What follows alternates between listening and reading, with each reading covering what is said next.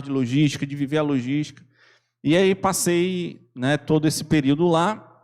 Em 2012, quando eu terminei o mestrado, pela minha, né, surpresa, eu fui convidado a fazer um doutorado e fiquei de 2012 a 2017 fazendo esse doutorado. Só que eu voltei para o Brasil antes, né? Paguei as disciplinas e vim para o Brasil para poder me financiar, né? Porque eu fiz tudo isso me financiando, sempre trabalhando 2, 3 expedientes por dia, né? E financiando. Então, eu fui morar fora me financiando, fiz uma poupança para estudar fora. Quando eu cheguei lá, trabalhei para me financiar. Durante todo esse período, eu só tive uma bolsa de 1 ano, que foi lá, no final do doutorado, 2015, que eu voltei para lá para escrever, e aí eu consegui terminar, mas era sempre me virando. Eu ia para lá, gastava o dinheiro, voltava, vinha dar aula aqui. Aí eu ficava nesse vai e vem, né? É por isso que eu não me casei, viu, professora Cibela? Porque não dava para casar, respondendo aí o nosso diálogo, né? Como é que casa desse jeito? Teve uma história ali que a gente estava falando de relacionamento à distância, né? Então, é um dos motivos. É lógico que não é o único, mas é um dos motivos, né? De estar vivendo aqui, lá, de 2011 a 2017, eu vivi lá e aqui, né? E aí, até mais ou menos há uns 3 anos atrás, eu fui acadêmico de logística, ou seja, eu fui acadêmico, eu vivi, e eu me considero também um professor que escreve. Então, eu tenho um prazer de escrever, de publicar artigo, né? Tem 3 livros publicados em áreas diversas. Então, eu gosto de escrever, gosto de ler. E de 2017 para cá, eu comecei a empreender também, abrir uma consultoria, uma empresa de tecnologia, na área de logística, porque tudo que eu faço é na área de logística. E depois eu vou falar dessas empresas que eu atuo profissionalmente, né? E feito essa apresentação de um pouco da minha história, vou me concentrar na temática, né? Na logistização do mundo, né? Essa palavra é uma tradução do francês, né? Uma das diretoras do laboratório que eu estudava, ela escreveu um artigo sobre logistização. O que é a logistização? Bem, antes de entrar nessa palavra logistização, vale a pena fazer um resgate histórico, uma digressão histórica sobre o conceito, sobre o que é logística, né? Acredito que muitos de vocês aqui não trabalham com logística, as pessoas que estão nos assistindo também, alguns podem ser que não conheçam a fundo o que é logística. Então, quando você pega um livro introdutório de logística, lá as primeiras páginas vão relacionar logística à guerra, certo? Aos campos de batalha. E isso é um fato, né? Sobretudo na França. Então, quando você pega a história da logística, você vai recair sobre um livro falando que o primeiro posto oficialmente, né, de um profissional de logística foi no exército francês. Mas até pouco tempo atrás, sempre relacionou esse profissional ao responsável pelo suprimento, ao responsável pelo transporte. E ano passado, em plena pandemia, um dos meus professores, o professor Aurélien Roquet, ele fez uma grande pesquisa. Ele é hoje presidente da Associação Francesa de Profissionais de Logística, de acadêmicos na área de logística. E aí, nessa grande pesquisa que ele fez, ele identificou que o profissional de logística, o general de logis, esse cara não era o cara responsável pelo suprimento, não era o cara responsável pelo transporte, era o cara que estava sempre à frente do batalhão, sempre à frente do exército, fazendo uma análise geográfica do espaço. Então, ele dizia aonde os caminhos a seguir, ele dizia aonde acampar, ele dizia qual era o melhor local para combater. Então, esse cara era um cara estratégico. E qual é a importância disso? É porque você desconstrói toda a concepção de que, durante os 20 anos, sobretudo, que a logística apontou no cenário mundial como sendo algo importante, em reverter algo que foi criado, ou seja, foi pensado a logística como sendo operacional. A logística é o cara do transporte. Então, o setor de logística era o motorista e o caminhão. Né? Qual é o setor de logística da empresa? Não, é o motorista e o caminhão. E quando você avançava mais, não, é o cara do estoque, é o almoxarifado, isso é logística. Só que isso é muito operacional, são atividades que não são estratégicas. E aí, para os gestores, para os administradores, para os engenheiros, a logística não era tido como algo importante. Só que quando você tem alguém pensando e olhando os caminhos para onde ir, os melhores locais para você estabelecer pontos, isso é algo estratégico. Isso é, por exemplo, o que um gestor comercial, alguém da área de marketing, de análise de mercado faz para uma empresa num estudo, de dizer aonde você vai colocar um ponto de venda, aonde você vai ter um ponto de armazenamento, aonde você vai ter a sua frota. Então, tudo isso, quem vai levar o seu produto, como o seu produto vai ser levado, essas indagações, essas perguntas, o profissional de logística ele tem que estar apto a responder. E aí, hoje, eu resgato essa compreensão e trago para quê? Para justificar a importância da logística, que é uma batalha muito grande. Alguém trabalha com logística aqui? Pode levantar a mão, por favor. Muito bem. Não tenha vergonha não, pode fazer. Não vou fazer nenhuma pergunta não, tá? 37 anos nos Correios. Muito bem. Com certeza, uma empresa de logística. Vou ter mais cuidado agora no que eu falar. Sobretudo sobre os Correios. Então, a logistização do mundo? Exatamente. Ainda é público. Então, feito essa análise histórica e colocando a logística no local que ela deve ser colocada, sobretudo pelos administradores, de entender a logística como algo estratégico, venham para o mundo da pandemia, né, esse mundo que todos nós vivemos, um mundo desconhecido, e que uma das áreas de maior destaque durante a pandemia foi a logística. Né? Sem logística, a gente não tinha sobrevivido a esse caos, nós não estávamos aqui contando história. Porque quando o mundo parou, o que ficou se movimentando foi a logística. O que se movimentou foi os nossos alimentos, eles não pararam. Né? Quando tudo estava proibido, os portos, os aeroportos, sobretudo, estavam movimentando-se. Quando a minha irmã, no ano passado, teve neném, ela mora na França também, eu carreguei ela, deixei ela lá e vim embora. Né? Ela faz doutorado lá em Direito. Quando ela teve neném, a minha mãe ia para lá. E aí a minha mãe não conseguiu embarcar porque a minha mãe não se enquadrava em nenhuma das categorias, né? Que não era marinheira, que não era comandante de navio, não era aviador, ou seja, só se movimentava, só entrava na França quem era praticamente da área de logística ou alguém, né? Algum embaixador, coisa do tipo, né? Que a minha mãe não se enquadrava. E aí ela voltou do aeroporto com as malas e até hoje não foi ainda, né, visitar o neto. Então, o mundo parou e tudo que se movimentou eram o quê? Alimentos e produtos para suprir as nossas necessidades. Né? Por quê? Porque durante a nossa história, nós fomos nos distanciando dos locais de suprimento. Ou seja, os nossos antepassados... Né? Aqui a gente pode até pensar no estado do Ceará, de Fortaleza, a grande maioria das pessoas que moram em Fortaleza, as famílias são oriundas do interior, né? Como é o meu caso. Então, os meus avós, por exemplo, eles não demandavam logística, porque o meu avô tinha uma fazenda e tudo que ele precisava, ele plantava, criava e colhia. O excedente, né, ele fazia lá o escambo, trocava lá com o vizinho que plantava algo que ele não plantava. Ao longo dos anos, nós fomos... Né, nos direcionamos para a cidade e fomos nos distanciando das fontes de suprimento. Então, a logistização do mundo é quando nós nos distanciamos da fonte de suprimento. E para sobrevivermos, todos nós que moramos em Fortaleza, precisamos da logística. E é muito fácil provar isso. Primeiro, a pandemia provou o que já tinha sido provado em 2018 com a greve dos caminhoneiros.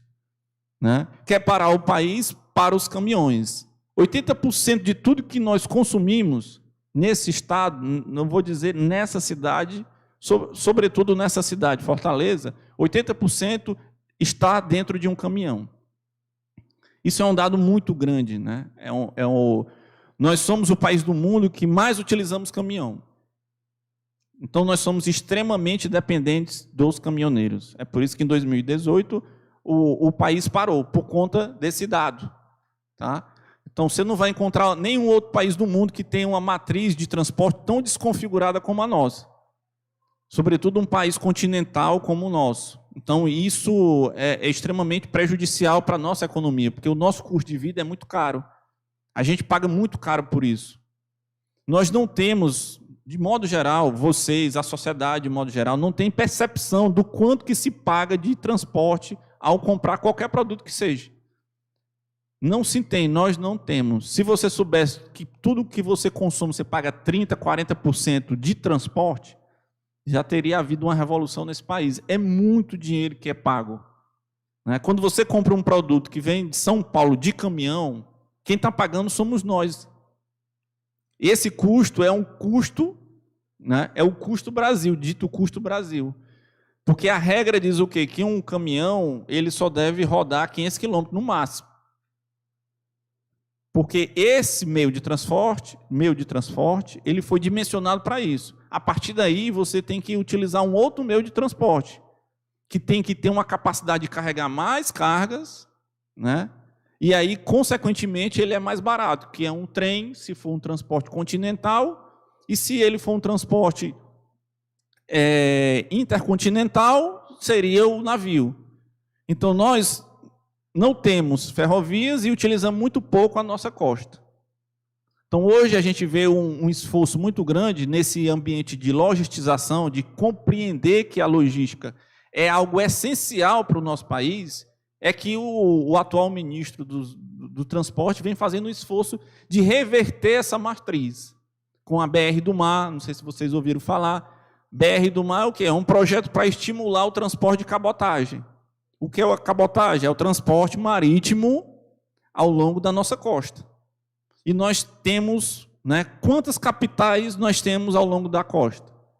Se você pegar o mapa geográfico populacional do Brasil, você vai ver que tem uma mancha gigantesca de pessoas morando ao longo da costa. Essas pessoas poderiam serem supridas pela cabotagem, que é o transporte por navio. E nós não utilizamos muito, porque dadas as burocracias, dadas as dificuldades do setor, então isso desestimula. Se você pegar um dado, por exemplo, da ferrovia, nós temos 29 mil quilômetros de ferrovia. 29 mil quilômetros de ferrovia é só o que a China fez nos últimos 10 anos de trem de alta velocidade. Ou seja, não é nem a malha ferroviária, nem da Argentina. A Argentina tem mais ferrovias do que nós. Então, por que um produto não vem de ferrovia de São Paulo para cá? Simplesmente que a gente não tem. Nós só estamos conectados ao estado do Piauí, o mais longe que a gente vai é no Maranhão, em São Luís. Ferrovia. E tudo que é para baixo, tudo que é para o norte, a gente não tem conexão. E a gente está mais de 10 anos construindo uma ferrovia, que vem, ao longo do tempo, sendo paralisada, sendo com alguns empecilhos. O último, por exemplo, eu vou escrever um livro com a história da Transnordestina. Eu fico atualizando um artigo que eu estou escrevendo das coisas que acontecem com essa ferrovia. Já teve tudo que você possa imaginar. A última agora foi da Prefeitura de Caucaia, que disse que tinha algum problema que ela não estava gostando, e aí ela disse, não, eu vou pensar melhor. E aí o imbróglio que já estava sendo desfeito teve que dar uma parada, porque Caucaia resolveu analisar o processo, se realmente era bom ou era ruim. Mas antes disso, você tem um trajeto que passa em cima de uma igreja. Então, algum engenheiro fez o traçado da ferrovia e tinha uma igreja no meio. Ele botou o traçado em cima da igreja. Foram até falar com o padre para tirar a igreja do meio. Até propuseram afastar a igreja para o trem passar. E o padre disse, não, eu não vou fazer isso, não. Eu pensava que era mentira, como disseram isso. Aí eu fui na internet, procurei e achei. Uma cidade no interior de Pernambuco. Então, tem uma série de lendas atrás dessa ferrovia, como tem no anel viário, que impacta a economia, a qualidade de vida das pessoas, o custo. Então, tudo isso são coisas que a gente a gente sabe que acontece, mas não sabe a dimensão disso nas nossas vidas. Qual é o custo disso nas nossas vidas? O impacto disso nas nossas vidas? Então, a percepção da logistização é você entender que tudo está conectado. A tecnologia avançou de forma absurda. Você pode comprar um produto de qualquer lugar do mundo com um clique, numa língua que você não tem a menor ideia de como é que é. A internet possibilita você falar com pessoas que não falam a sua língua. Então, houve uma transformação que todos vocês que são jovens estão inseridos nesse processo. Para vocês isso é tudo muito natural, né? Comprar, ter um smartphone na mão, ter o acesso ao mundo com um clique. Só que o transporte, a logística é a mesma desde que o mundo é mundo. O transporte é o mesmo desde que o mundo é mundo. O produto ele precisa ser movimentado de um ponto A para um ponto B. Ainda continua assim, ainda continua e por muitos anos ainda continuará. As impressoras, né? Me ajudem aí, pessoal. 3D era a solução para que isso deixasse de existir. Porque você iria comprar um produto e esse produto você ia imprimir na sua casa. A pergunta, quem é que ia trazer a impressora? Você já tinha um problema de logística aí, né? E segundo, essa tecnologia ela não avança a passos muito largos. Então, a nossa realidade é que muitos e muitos anos ainda vai acontecer de uma forma tradicional. O produto ele precisa ser levado. Então, a preocupação com a venda, e as empresas perceberam isso, por que tardiamente a logística ela chega ao Brasil sempre com a defasagem? Porque tudo que é em termos de teoria, de conhecimento, é desenvolvido nos países de primeiro mundo. Isso é um fato. E a logística ela é algo extremamente novo. O entendimento da logística, a compreensão da logística é algo extremamente novo. Então, outro dia eu fui numa universidade que tem cursos de pós-graduação, de mestrado e doutorado, inclusive, que eu não vou falar o nome. O coordenador disse, não tem aqui linha de pesquisa em logística, não tem demanda em logística, não tem procura para a área de logística. Ou seja, o único mestrado que tinha aqui na cidade, ele acabou. Não tem mais mestrado em logística aqui. Acabou, ou seja, a gente ainda está anos-luz ainda de chegar a um nível de um país do hemisfério norte, em termos de logística. Eu posso falar em China, em Japão, Alemanha, né? A Alemanha é a primeira no ranking da logística no mundo, está em primeiro lugar, mas nenhum país da Europa, e nem Canadá, Estados Unidos ou coisa do tipo, a gente está muito longe. E qual é o custo disso? Qual é o malefício disso? É qualidade de vida, tá? É qualidade de vida. O impacto disso a gente não sente porque a gente não consegue mensurar qual é o impacto disso na vida da gente. Porque a gente sempre pagou, então a gente não tem ideia.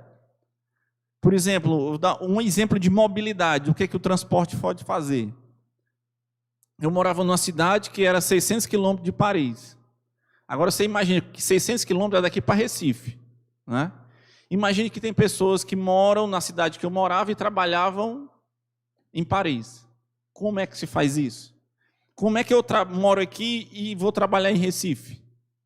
Se eu for pegar um avião, o salário tem que ser um salário... Ou então eu tenho um jatinho, né, para ir lá, como tem o meu vizinho ali que vai todo dia trabalhar de helicóptero. Mas isso não é a realidade das pessoas comuns. Então, um trem de alta velocidade que anda a 300 km permite que você faça 600 km em 2 horas. Então, você pode trabalhar a 600 km de distância. A questão é caro, é barato? Na época eu paguei 20 euros para fazer esse percurso. 20 euros, mesmo multiplicando por 5, vai dar 100 reais. Né? Ou seja, 100 reais, 600 quilômetros em 2 horas. Então, isso é um dos benefícios, eu estou falando em termos de mobilidade, que é em termos de qualidade de vida, certo?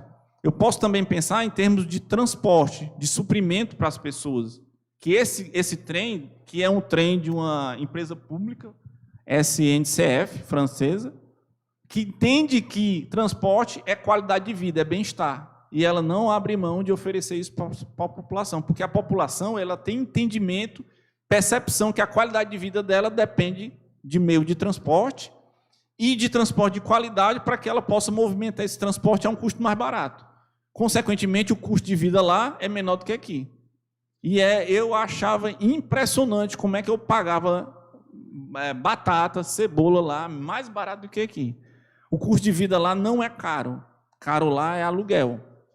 É a única coisa cara que tem lá. Mas você vive muito bem. O cara que ganha um salário mínimo lá, ele é muito feliz.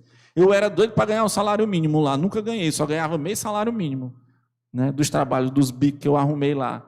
Né? Uma bolsa que eu ganhei na faculdade era meio salário mínimo. Eu era feliz da vida. Viajava e tal, ia para teatro, para museu. Né? Coisa que a gente não faz aqui. É por isso dessa migração tão grande, né, das pessoas saindo em busca de uma qualidade de vida, né? Igor, deixa eu te perguntar uma coisa antes que eu me esqueça. Você falou um negócio interessante, que é assim, a demanda aqui no Estado para cursos de logística é pequeno, né? E eu sinto isso, na verdade, com toda a área de gestão. Mas eu queria saber, na tua opinião, o que faz essa demanda ser pequena? É assim, é a falta de visão do empresário, né? Porque você sabe que a gente trabalha para o mercado, então, na hora que a gente não tem demanda, é porque o mercado não demanda, né? Ou é uma falta de investimento do governo, assim, porque o governo não tem interesse. Na tua visão, na tua leitura, com a tua amplitude de conhecimento, tu acha que a culpa, não é culpa, mas a responsabilidade, né, por a gente não ter essa visão, porque isso é uma questão de visão, recai mais para qual lado da balança? Excelente pergunta. Antes tinha o colega ali que levantou o braço, e aí você pode fazer sua pergunta? Lucas. Boa noite. Boa noite. Eu queria saber, na verdade, se os profissionais de logística têm planos para... Tudo bem, você falou da questão da expansão da logística, né? Mas, tipo, na questão operacional, né? Eu queria saber se há uma preocupação com a questão ambiental, na verdade, né? Porque, tudo bem, que a rota marítima que você falou pela costa realmente não impacta tanto a questão de ecossistemas, etc. Mas criação de rodovias e de ferrovias, eu acredito que impacta, né? Na questão de comportamento de animais silvestres, etc. Eu queria saber se existe uma preocupação nessa área. Muito boa pergunta. Eu vou responder da Cibele primeiro e depois eu volto para a sua, tá bom? Cibele, assim, a logística, eu compreendo a logística como uma consequência de um processo eu diria assim, de maturidade econômica. Porque a logística ela é encarada como um custo para a empresa. E o empresário ele sempre vê aquilo como um custo. Se ele estiver vendendo muito, se ele estiver vendendo bem, se ele estiver tendo lucro, ele não vai se preocupar com a logística. Isso é um fato. Porque aquilo ali vai estar lá na contabilidade dele como um custo. Certo? O que acontece numa economia madura? É numa economia que tem concorrência. Quando você tem muitas empresas disputando o mesmo mercado, então, obrigatoriamente, o que era só visto como custo passa a ser visto como algo estratégico. Então, vou dar um exemplo do Walmart, que é o maior case de logística, sobretudo do comércio. O Walmart era um mercado, um supermercado de periferia, de pequena cidade nos Estados Unidos. Então, tinha lá os grandes players nas grandes cidades, em Nova York, nos centros, nos grandes centros. E o que o Walmart ele decidiu fazer? Ele viu que não dava para competir com a conta de marketing dessas empresas. Não dava. Uma delas era o Kmart. Que essas empresas faziam propagandas grandiosas, milionárias. Ele disse, eu tenho um capital, aí os economistas, né? Meu capital é escasso e as minhas necessidades são infinitas. Então, eu não posso despender capital para competir com a conta dessa de marketing. E aí eu vou estar buscando duelar com o meu concorrente com as mesmas ferramentas dele.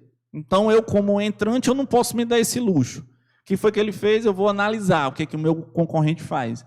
E aí ele foi estudar o concorrente, viu que os concorrentes faziam as pessoas irem, ou faziam as pessoas comprarem, só que na hora de receber, ou recebia atrasado, ou ia para a loja e o produto não tinha. Quebra, né? Quebra, ou seja, o estoque dele apresentava falhas. E aí, em cima disso, o Walmart decidiu só investir em logística. Ou seja, a necessidade vista pelo Walmart era de se diferenciar no mercado de alguma forma, oferecendo o que os concorrentes não estavam oferecendo. O Walmart só fez isso porque era um ambiente competitivo.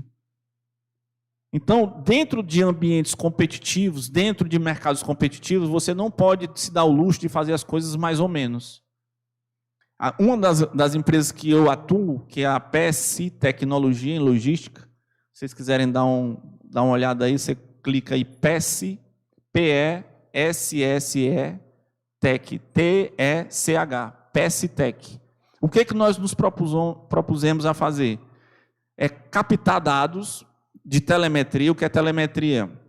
São sensores embarcados em caminhão, que estão dentro de caminhão. Né? Você tem grandes empresas no mercado que fazem isso há muito tempo, para efeitos de quê? De geolocalização do caminhão. Então, você pode acompanhar o caminhão em tempo real. O que acontece é que essas empresas, elas utilizam isso, sobretudo por uma questão de segurança, para saber se o caminhão foi roubado, onde é que está o caminhão. Só que você tem uma infinidade de possibilidades que esses sensores podem gerar de informação. Quem contrata isso paga caríssimo pelo aparelho e por ter esses dados. Então, todas as grandes transportadoras compram isso. Só que elas têm dados, mas não têm informação. E nós identificamos uma falha nesse mercado, que era o quê? Gerar informação em tempo real do caminhão, do motorista, o que o caminhão está fazendo, onde é que o caminhão está, mas o que o motorista está fazendo com ele? Está acelerando muito? Está freando muito? Está saindo da rota dele? Está parando onde não deveria? Está ligando o caminhão e dormindo, parado num posto, gastando combustível? Tudo isso, essa plataforma que nós desenvolvemos pode dar ao gestor de frota. Então, isso é uma inteligência, isso é Big Data que nós trabalhamos, né? Nós que eu digo, os desenvolvedores e os analistas da empresa, isso é Big Data. Né? Ou seja, quem é que está falando em Big Data na logística? É muito pouco que se fala. Por quê? Porque o mercado brasileiro permite que transportadora faça serviço de qualquer jeito. Que embarcadores, que são os donos da carga, mandem a sua carga para algum outro lugar e não tenha nem a menor percepção do que esse motorista está fazendo ao longo desse percurso. E nós estamos entregando tecnologia. E aí eu vou fazer um link com a pergunta do Lucas, por exemplo, que na empresa que a gente implantou, a primeira empresa que a gente implantou, que é a CSP, a maior indústria do estado do Ceará, uma das maiores do Brasil, a gente já está entregando menor consumo de combustível, ou seja, a gente já está trabalhando em uma logística verde. Então, se você quiser pesquisar e se aprofundar sobre essa temática, primeiro você entra na questão da logística reversa, que ela tem um teor ambiental muito forte, que é você se preocupar com o resíduo, depois da produção, depois do consumo, para onde é que isso vai? Então, essa é uma área da logística que está muito conectada, é a área mais conectada com o ambiental, é a logística reversa. É o que fazer com a latinha, por exemplo? Isso é logística reversa, ou seja, é o remanufaturamento, quase que não saía, remanufaturar, é faturar novamente, é levar ela para o processo produtivo novamente. Uma operação limpa era das, né, quando eu era menino lá, né, que não era em Barbacena, era lá na Barra do Ceará mesmo, só tinha garrafa de vidro. Aquilo era uma logística verde, porque eu tinha que ir com a garrafa, e aí eu ia com a garrafa seca e voltava com ela cheia. E a garrafa, ela ficava nesse processo de manufaturar, remanufaturar constantemente. Não tinha resíduos indo para o meio ambiente, o que se chama hoje de economia circular. Então, a economia circular é esse processo em que o resíduo gera matéria para uma outra indústria. Então, os processos de cluster industriais na Europa já trabalham muito forte com isso. O calor de uma indústria que é emitido, ele não é mais emitido, ele é canalizado, assim como o frio é canalizado para uma outra indústria. E assim você... Então, voltando ao que eu estava falando, da CSP que utiliza a nossa tecnologia, ela já conseguiu diminuir o consumo de combustível. Então, isso é uma conexão muito forte com o meio ambiente. Hoje em dia, uma outra área que eu trabalho, que é logística urbana de cargas, é a área que tem maior preocupação com o meio ambiente. Então, você vai ver estratégias extremamente interessantes.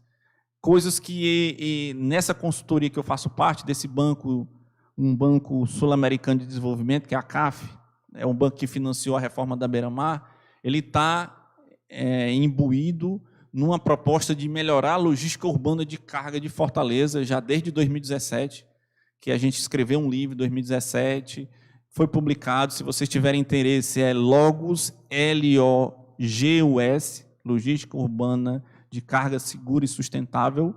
É uma publicação em espanhol, porque esse banco a sede dele é na América Latina, né? Não é no Brasil, é na Venezuela. E na logística urbana de carga é onde está a maior preocupação com relação à emissão de CO2 no meio ambiente. 30% de toda a emissão de CO2 acontece na Last Mile. E aí é o overview do atual agora, né? Eu já vou finalizando para o atual, que é a Last Mile. Last Mile, que é a logística da última milha. Então, a gente saiu lá da França, lá da guerra e tudo, até chegar hoje no que tem de mais moderno e mais preocupante, porque a pandemia acelerou bastante essas questões ambientais, sociais, relacionadas à logística da última milha, né? Se vocês são pessoas antenadas, vocês veem que tem um debate, uma discussão muito grande sobre os entregadores. Um modelo que não ainda foi azeitado, que ele não foi ainda ajustado. Como é que esses entregadores eles vão ser remunerados? Qual é o papel deles na sociedade? Como é que nós queremos pagar eles? Nós queremos ter, todo mundo quer ter, né, o benefício de receber um produto em casa, mas como é que esse cara está sendo remunerado? Será que você quer saber? Será que nós queremos saber? Se nós formos pegar a quantidade de acidentes gerados a partir das motos, é uma coisa assustadora, porque o modelo exige que ele entregue rápido, nós queremos que ele entregue rápido, nós queremos o mais rápido, ele precisa entregar mais rápido para ser remunerado melhor, e aí o resultado é que a maioria dos acidentes de trânsito com vítimas fatais está inserido, está lá envolvido um entregador. Isso é um fato. Mas nós queremos isso, porque nós queremos comodidade, e a logística oferece comodidade. Nós não nos preocupamos em quanto de CO2 a Amazon vai despender, vai soltar no meio ambiente para entregar um produto na nossa casa. Outro dia eu recebi um fone de ouvido, esses fones que não tem fio em casa, uma caixinha desse tamanho. Só que eu sei, porque eu trabalho com isso, eu sei que aquilo ali veio derrubando árvore para chegar na minha casa. E aquilo, realmente, para quem compreende, dói. Para quem não compreende, é comodidade, muito bom. Só que eu sei que aquilo ali eu estou desmatando o meio ambiente. O que uma empresa no México fez? A empresa no México fez o seguinte: como eu vou trabalhar o meio ambiente se nós queremos um produto cada vez mais rápido? Então, quanto mais rápido você recebe um produto, né? Eu espero que não tenha ninguém aqui, algum amigo meu de logística aqui, de uma grande empresa dessa aí, me escutando, mas enquanto mais rápido você recebe o produto, mais você está prejudicando o meio ambiente. Essa é uma lógica. Bem simples. Por quê? Porque o princípio básico da logística do transporte é você ter grandes quantidades de produtos em um mesmo transporte. Quando eu exijo eficiência, quando eu exijo uma entrega rápida, eu vou liberar um entregador para sair com a capacidade inferior, para entregar rápido um cliente, porque ele não quer esperar eu otimizar o caminhão, ou seja, juntar muita carga no caminhão para fazer a entrega, que é o nosso caso. aí os Correios têm que fazer um SEDEX da vida para entregar rápido, mas o SEDEX ele não consegue agregar muita carga, ele não consegue pegar muita carga, porque ele trabalha com velocidade. Então, rapidez é inversamente proporcional ao meio ambiente.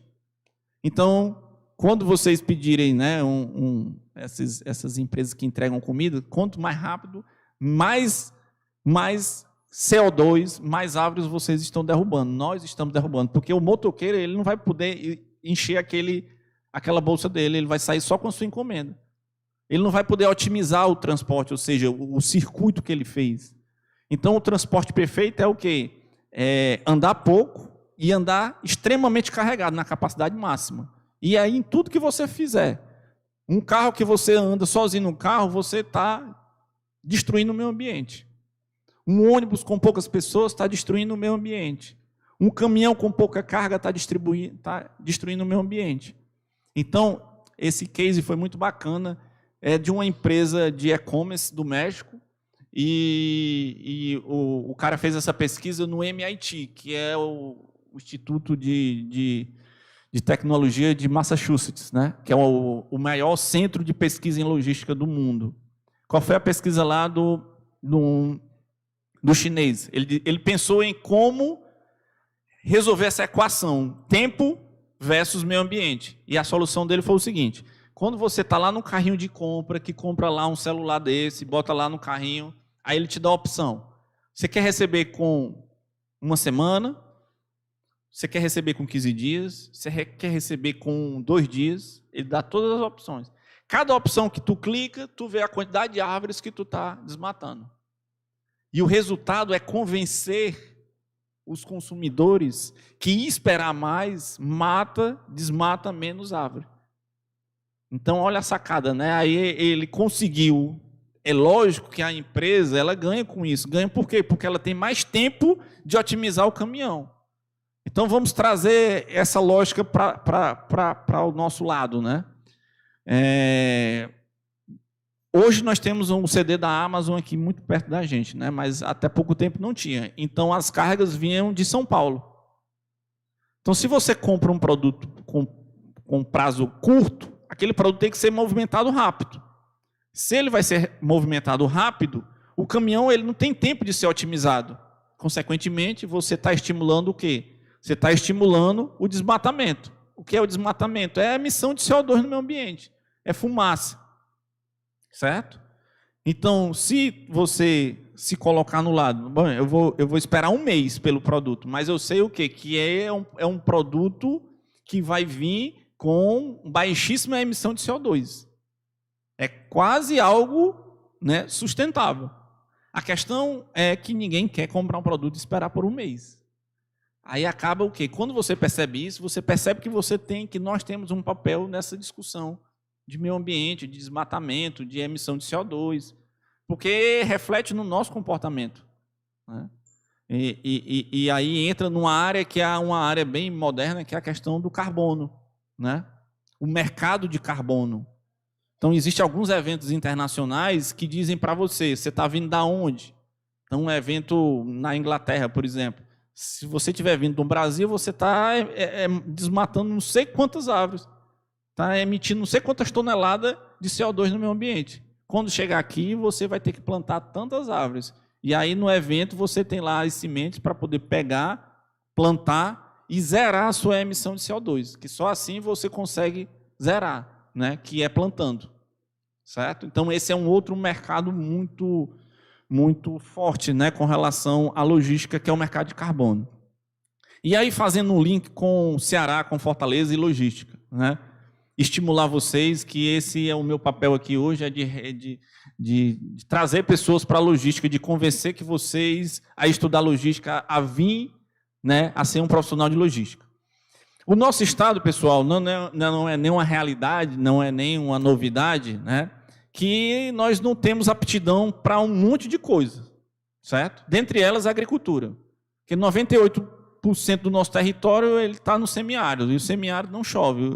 Esses dias que estão chovendo aí não faz parte da nossa realidade comum, rotineira, de ano a ano, né? Isso é uma ilusão que acontece a cada 10 anos, né? Brincadeiras à parte, nós não temos aptidão para a agricultura, né? Isso é um fato. Nós temos aptidão para um monte de coisa, e dentre elas para energias renováveis. Dentre elas, logística, porque nós estamos muito bem localizados, sobretudo no hemisfério sul. Então, se tem duas potencialidades grandes da nossa cidade, do nosso estado, são essas duas: energias renováveis e logística, certo?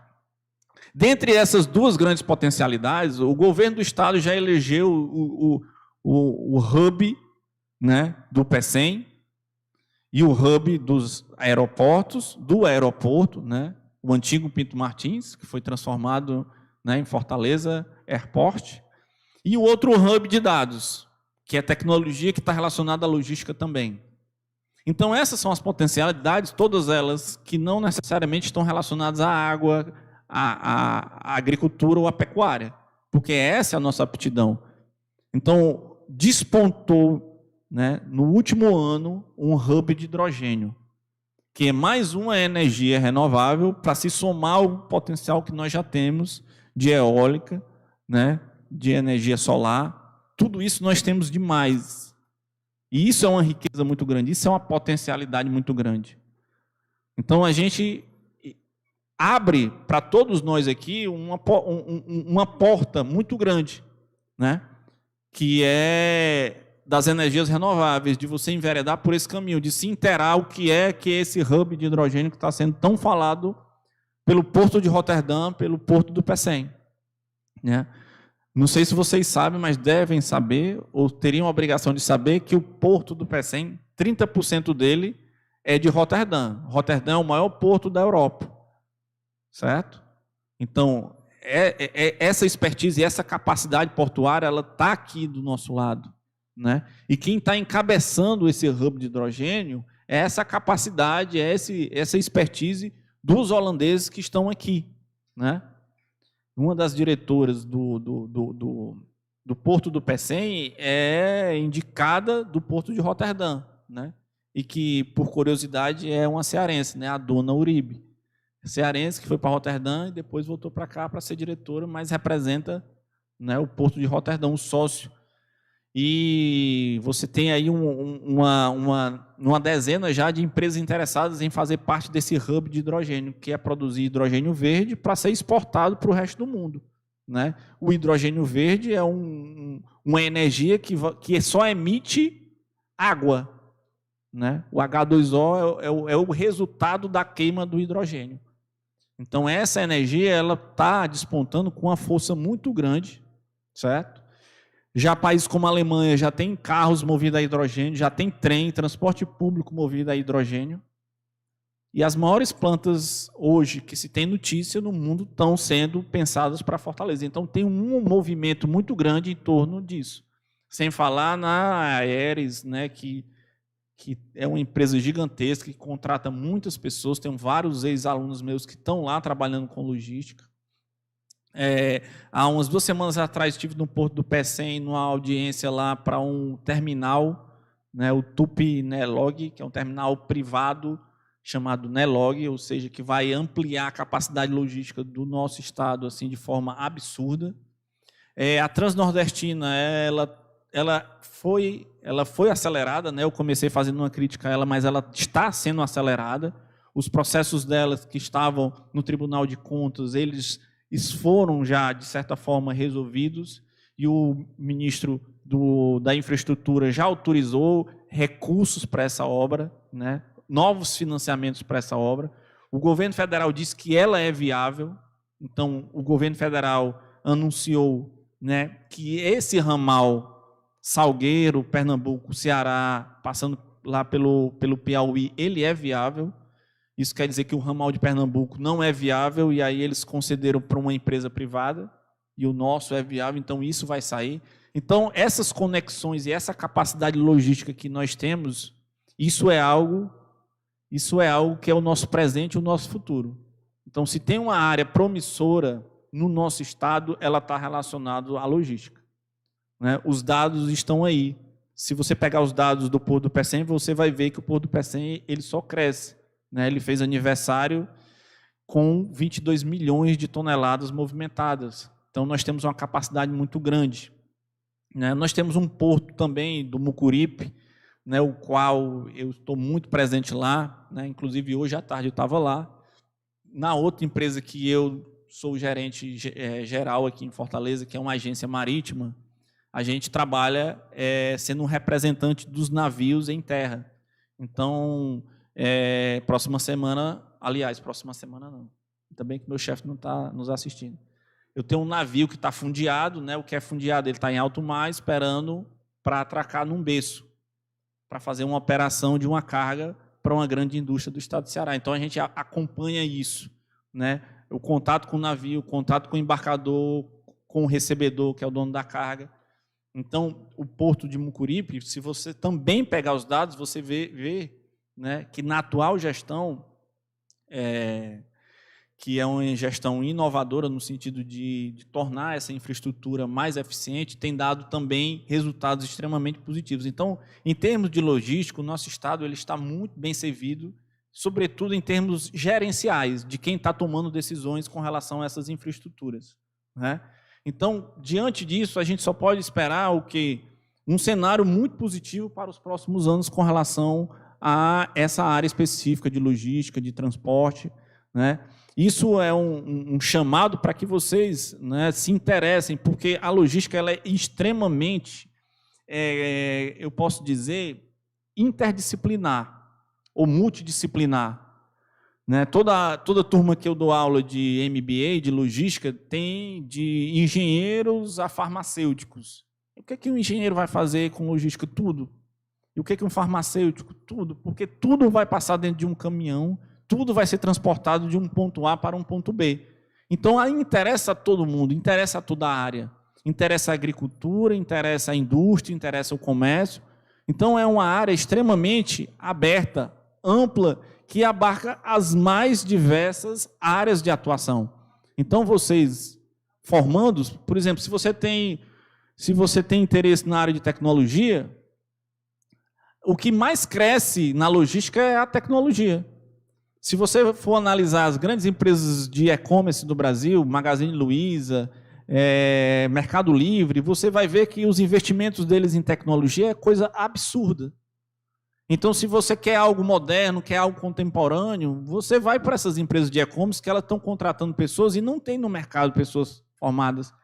E aí, vou passar a palavra para o Lucas, mas tocando no ponto que a Cibele mencionou, que era por que não tem esse interesse, né?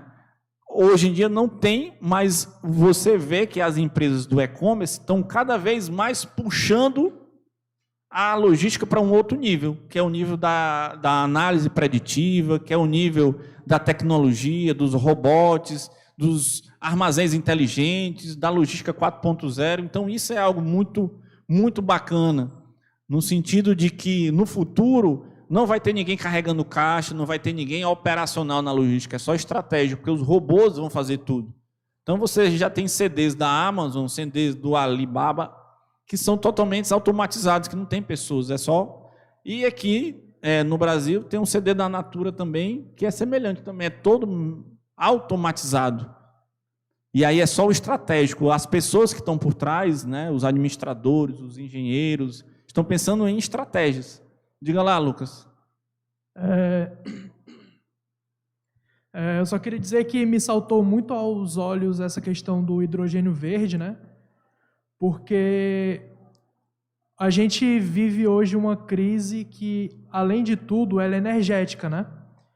Então, eu já vi várias notícias aí a respeito do preço do petróleo, né? E eu vi aqui agora mesmo que o Ceará é o primeiro hub de exportação ou a produção de hidrogênio verde, é isso? Eu não consegui ver ao fundo. Mas eu queria que você me explicasse melhor, se puder, claro, o que é esse hidrogênio verde, como ele é produzido, se tem alguma diferença, porque eu achei muito parecido com a questão da biomassa, né? Achei bem parecido, queria saber se tem alguma diferença, se é viável produzir isso em larga escala, queria saber você tem a compartilhar aí dessa informação? Sendo bem sincero, o meu conhecimento de hidrogênio verde ele é bem rasteiro, né? Porque não é logística. Então, se tiver algum químico aqui, o professor aí puder falar de hidrogênio melhor do que eu, então fica à vontade. Mas assim, o meu conhecimento sobre ele é bem rasteiro. Eu não tenho competência para falar, certo? Mas o básico que eu sei é que em um processo de hidrólise você quebra a molécula de água e você vai ter o hidrogênio, certo? E esse hidrogênio ele é utilizado em transporte. O fato do hidrogênio verde que nós estamos chamando, e esse é o diferencial do estado do Ceará, é o quê? É você, nesse processo de hidrólise, você utilizar uma energia renovável. Que isso que a Europa não tem condição de fazer. É por isso que o mundo está olhando para o Brasil. E por isso que nós temos dezenas de memorando de entendimento para o Porto do Pecém. É porque a energia utilizada nessas indústrias vai ser energia oriunda de quê? De energia eólica, que é uma energia sustentável. E aí também nós temos outros projetos de quê? De energia eólica offshore, que é o que? Dentro do mar. Isso está em processo bem avançado e o maior projeto é do estado do Ceará. Aliás, os únicos 2 projetos de energia offshore do Brasil são aqui no estado do Ceará. Então, nós vamos ter energia renovável para ser utilizada num processo produtivo de geração de hidrogênio, certo? Que não é a mesma coisa da biomassa, né? A biomassa você faz queima, né? Através da queima você gera energia. É interessante que, justamente porque é um mercado novo, né, que está se instaurando, justamente por isso que me chamou a atenção, né, porque é algo que a gente pode esperar para um futuro próximo, né, para gerar emprego, gerar mais, né, porque o que eu vejo muito de discussão é sobre questão de emprego, principalmente, mais nas áreas de energia e de transportes, né, de logística,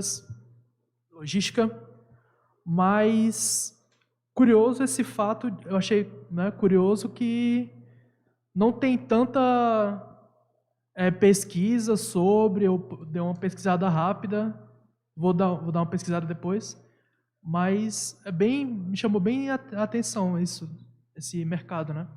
Legal, Lucas. É a dica, né? Fica a dica aí, o mercado de hidrogênio. O Senac estava com um curso gratuito, tá? De formação, até com geração de certificados. Tá? Vale a pena se inteirar, acompanhar nas redes sociais, sobretudo do Porto do Pecém, da FIEC, que estão envolvidas nesse hub de hidrogênio. Tá legal? Pessoal, nosso tempo, né, esgotou, né, professora? Então, só queria deixar aqui os meus contatos. Quem quiser acompanhar, mandar uma mensagem, pode me encontrar no Instagram, prof_Igor Pontes. Então, pode me adicionar aí, ou então no LinkedIn. Tá? Eu estou bem atuante nessas redes, nessas mídias. Estou aprendendo com o meu amigo, professor Bruno, tá? Que é o cara do marketing. Então, meu sonho é ficar parecido com ele, certo? Então, menos com a careca, certo? Com o cabelo parecido com o cabelo, certo, Bruno? Então, Igor Pontes no LinkedIn e prof_Igor Pontes, tá? Eu também faço parte coordeno um laboratório relacionado à logística, que o nome é Geltran, Geltran, Geltran. Então, também está lá no Instagram. A gente faz webinars, faz eventos, sempre está postando lá oportunidades de emprego na área de logística. Então, nos acompanhem. E muito obrigado, tá, à instituição Farias Brito por oportunizar esse momento, professora Cibele, aos professores que aqui estiveram, muito obrigado pela acolhida. Um grande abraço a todos e boa noite.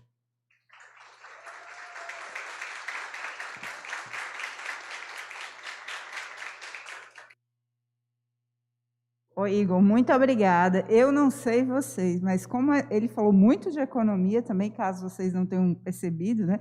Eu amei a palestra, tá? Então, eu não sei vocês, mas eu me senti em casa, assim, voltei alguns anos aí lá para a economia, e daí eu me achei, adorei. Igor, muito obrigada. Vamos bater só aquela nossa foto padrão? O que vocês acham? Vamos para o Igor não sair assim achando que a gente não quer bater foto com ele, né? Agora, vocês preferem como? Do jeito que a gente fez ontem, pegando vocês daí? Igor, a gente tem um modelinho já aqui, vem aqui para o meio, a gente se levanta, já tem assim, um modelo aqui formado, aí a gente se aproxima mais, pedir ajuda. Companheira, tu bate uma foto nossa. Tem que ficar aqui, ó. Tem todo um processo, tá? Tu pode dar uma pausazinha também, se quiser, no...